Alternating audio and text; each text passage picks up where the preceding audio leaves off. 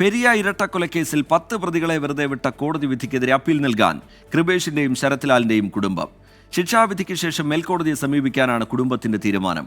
കേസിൽ പ്രതിഭാഗം അഭിഭാഷകൻ CK ശ്രീധരനെതിരെ ശരത്ലാലിന്റെ പിതാവ് സത്യനാരായണൻ രംഗത്തെത്തി.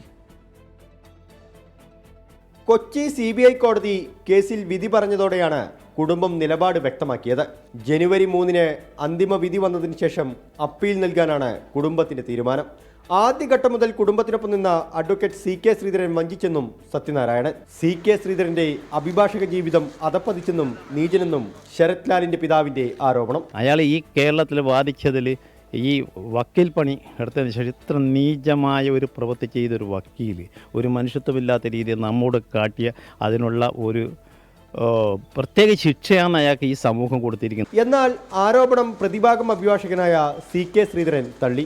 ഈ സംഭവവുമായി ബന്ധപ്പെട്ടുള്ള ഒരു നിയമോപദേശത്തിന് ബന്ധപ്പെട്ടവരുടെ ബന്ധുക്കളോ സുഹൃത്തുക്കളോ രാഷ്ട്രീയ പാർട്ടി എന്നുള്ള നിലയിൽ കോൺഗ്രസ് പാർട്ടിയുടെ ഏതെങ്കിലും ആളുകളോ എന്നെ സമീപിക്കുകയോ ഞാൻ കേസ് കാര്യങ്ങൾ ഒരിക്കലും ചർച്ച ചെയ്യുകയോ ചെയ്തിട്ടില്ല.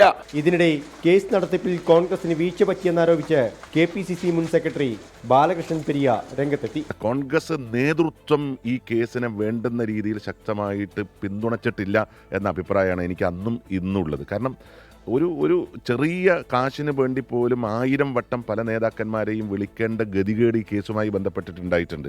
ബാലകൃഷ്ണൻ പെരിയയ്ക്കും CPIM-നും ഒരേ വാക്കുകളെന്ന് DCC പ്രസിഡന്റ് PK ഫൈസലിന്റെ മറുപടി. ബാലകൃഷ്ണൻ പെരിയക്ക് എന്തും പറയാം. ബാലകൃഷ്ണൻ പെരിയ പറയുന്നത് മനസാക്ഷിയോട് ചെയ്യുന്ന ഏറ്റവും വലിയ തെറ്റാണ് ബാലകൃഷ്ണൻ പെരിയ പറയുന്നത്. എല്ലാവരും ഒറ്റക്കെട്ടായി നിന്നുകൊണ്ടുള്ള വലിയ ഒരു പ്രവർത്തനങ്ങളുമായാണ് മുമ്പോട്ട് പോയിട്ടുള്ളത്. അതിൻ്റെ വിജയമാണ് കുടുംബം ഉൾപ്പെടെ. പെരിയ ഇരട്ടക്കൊലപാതക കേസിലെ അന്തിമ വിധി വരാനിരിക്കെ കേസ് നടത്തിപ്പിനെ ചൊല്ലി ജില്ലയിൽ വിവാദമുയരുകയാണ്. 24 കാസർഗോഡ്.